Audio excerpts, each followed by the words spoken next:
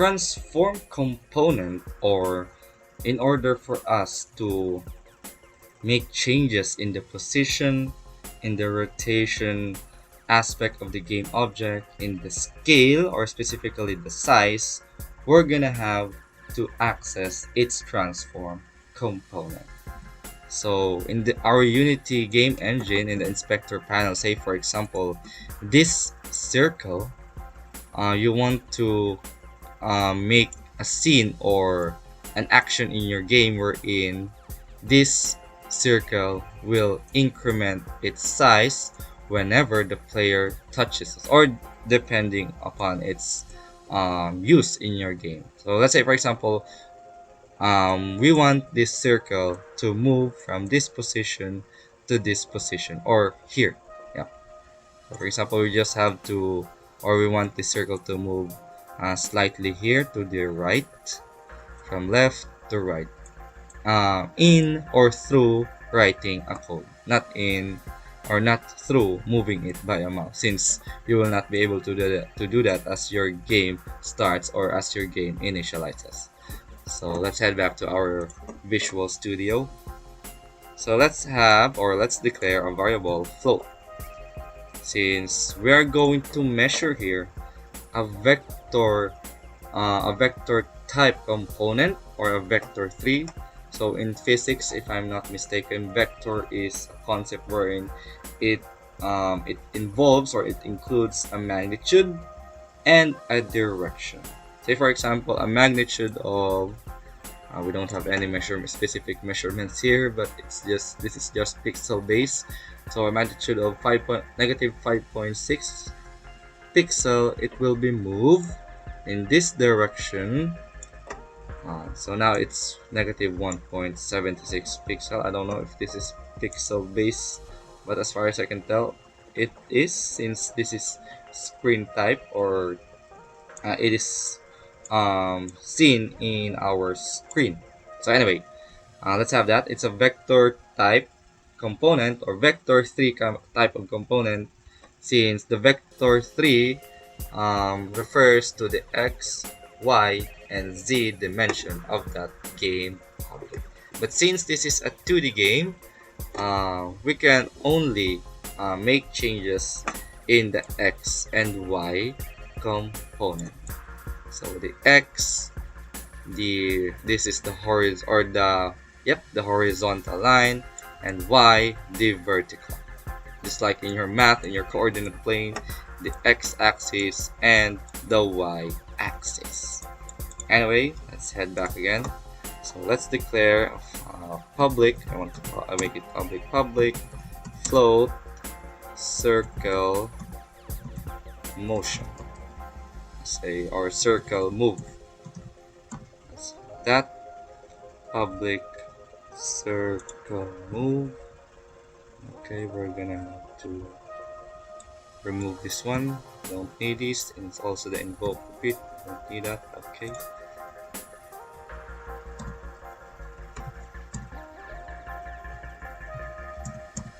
Okay. So public float circle move. So here in the start function, I want to modify its position. We're gonna have to modify this position. We have here name position, and it's under the transform component. I want to modify its position in the x value. So here, so expectedly it should move in the x-axis. I want this circle to move from this position to this position. So to do that, you're gonna have first to type the transform and what position what vector type. So we're gonna have to or not the vector type, I'm sorry, what kind of transform component. So position, we're gonna manipulate its position. So transform that position equal to new vector 3. So this is now the concept of vector, since vector. Here in the game, Unity game engine, we have 3 dimensions, even though it's 2D. So we have the x, y, and z. So we're gonna have vector 3, and here, let's say for example 0, 0, 0.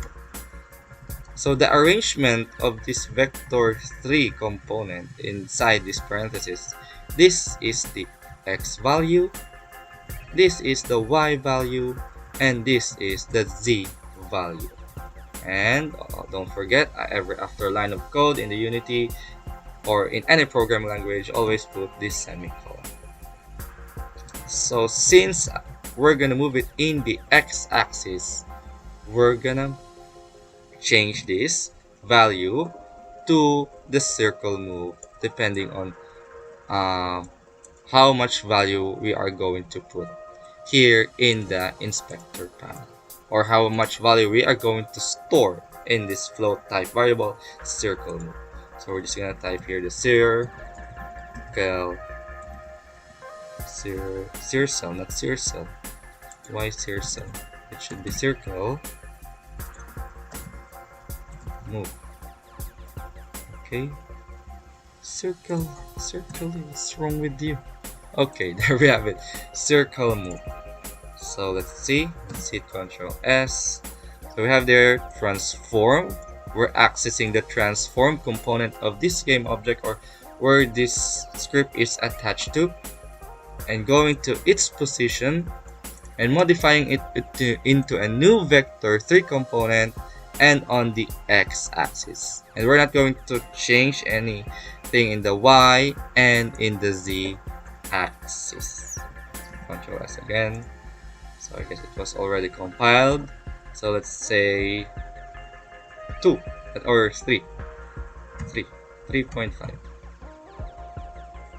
Okay, let's see, 3.5. Let's see, it should move expectedly here. Okay, there you have it. From that position, from here, this position, it moves expectedly to the right. So again, let's remove first this game objects so that we can give emphasis on the circle. Let's deactivate those, and let's put this one here, the bottom, and it should move 3.5 float value to the right. And there you have it.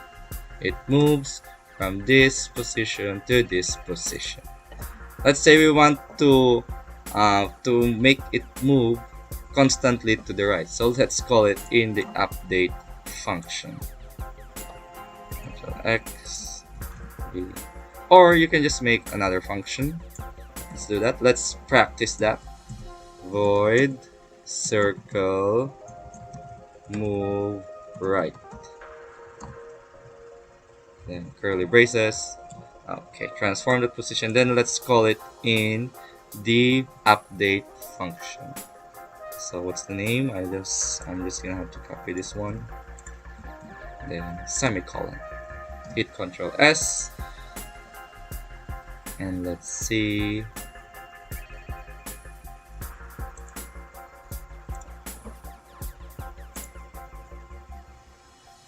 Okay, so expectedly we should be seeing this game object moving constantly to the right with a magnitude of 3.5. So let's see.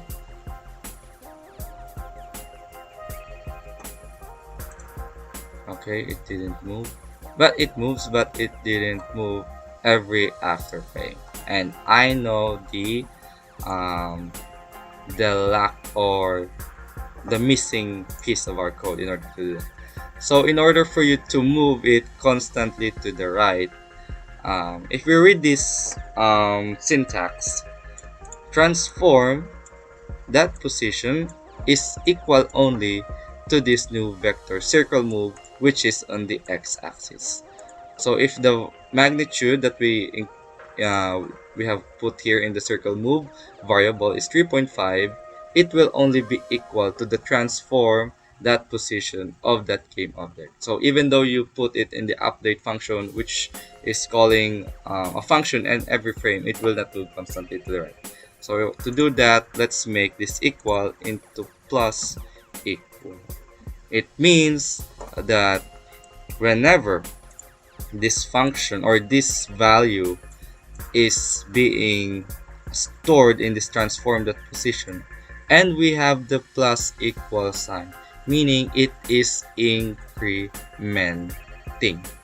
So for example, if this and the first frames, so we're going to call it in the update function, the first frame it will transform that position equals new vector 3 circle mode 3.5. Then on the second frame, transform that position plus equals 3.5 plus 3.5, so that will be equal to 7. Then on the third frame, and so on and so forth. It increments the value. So let's see. I hope I won't be having any error. I'm confident that I'm right with that. We should be just incrementing this and put it in the update function to make it move constantly to the right. So let's see. Let's hit the play button.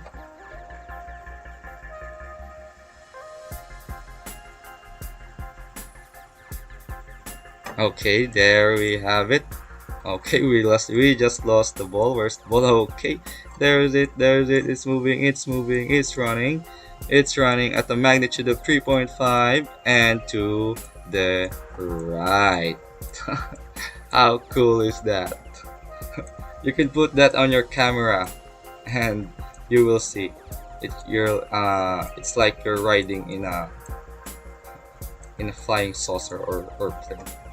So that is a transform component which you can actually use in the game to make any cool actions in your game. So that's the transform that position. Let us have the transform that rotation. So let's head back to the circle. So we're gonna have to access the transform that rotation. Just change this one. That rotation plus equals new vector 3. So I can't do this one. Transform that rotation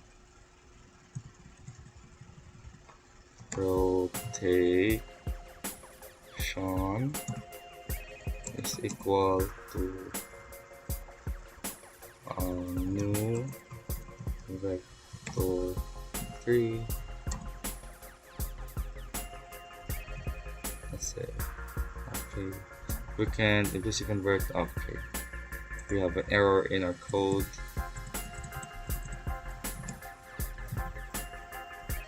Transform that rotate. Okay.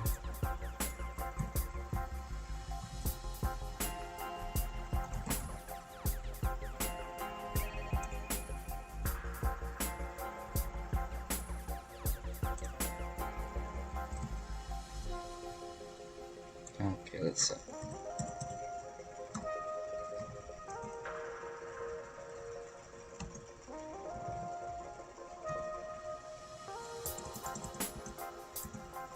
Okay, I don't know what's going on here.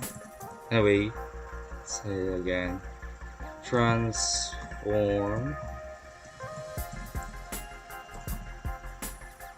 that rotation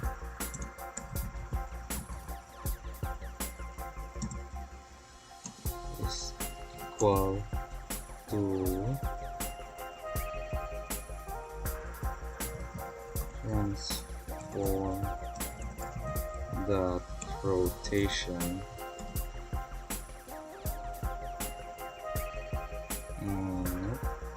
okay, I guess I know that it should be written like this. Circle mode 0 0.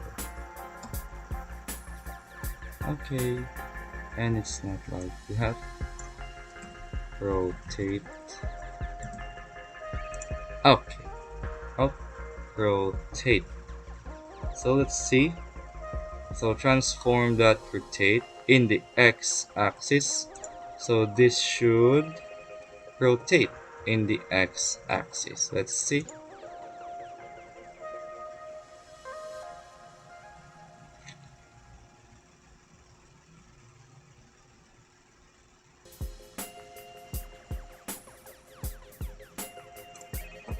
Okay, let's see. Let's change the color of the circle. It should be visible when it's rotating. Let's see.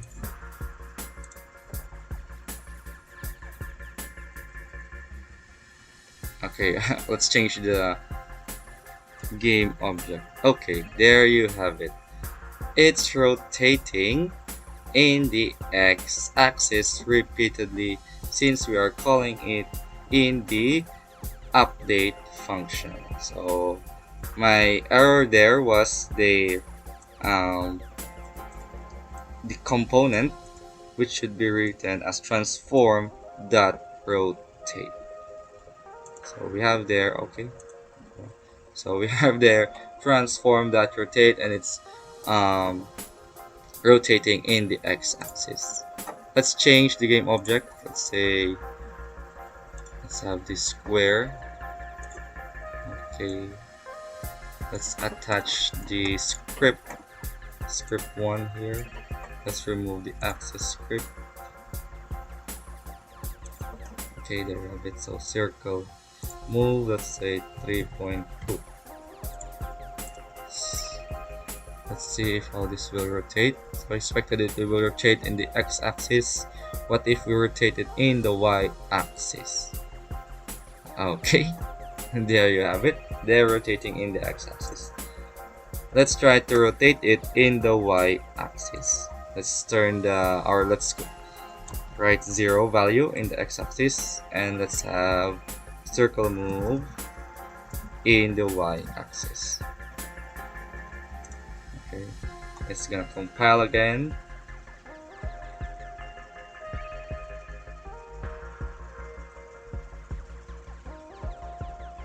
Expected it will rotate from this position to this. Let's see, and it's on the update function.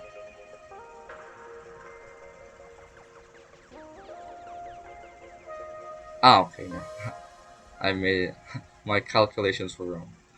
So that's how it rotates in the y-axis. So let's say, for example, you have a coin power up in your game. So you can put a transform that rotation function there, so that it will keep on rotating, and it will be signified, or it will be recognized as a power up. And then let's have the transform that local scale. So in order for you to make changes in the size, so just type transform that local scale, then let's say circle move 0 0, and there. So transform that local scale cannot be used as a method, so we're gonna use it as new vector 3. So we have circle move, let's say circle move in the x axis, and 0 in the z, 0 in the y and 0 in the z. So as you have observed, only the transform that rotate can only be considered as a method, and unlike the local scale and the position, it should be considered, or it should be equated to a vector 3 component, since they are engaged in those 3 dimensions. Unlike the rotation, so it's just on the axis of that, so you can just make it as a method. So transform that local scale, so expectedly it will just expand with a magnitude or a size of 3.2. Since we're not incrementing it, it's just gonna expand. See if my predictions are correct or true, and it should be true. It should be true. Okay, what happened to our game? Okay, so they shrink. That's the X here, you can see here. That's the game object. So let's hit the play button. Let's try on the Y. You can do um experiment here in the code. Oh, no, that one. Circle move. Control C and Control. So let's see. So it should expand on the Y axis.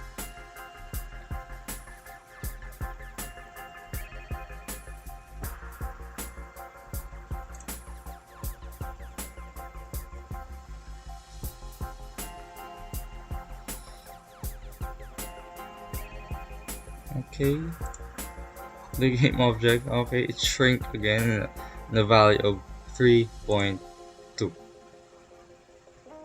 Let's say in the Z axis. And let's keep on exploring. And you can also do this. Once you know the syntax of the code, you can experiment on it. So let's see. Still compiling. Okay, let's see what should happen here.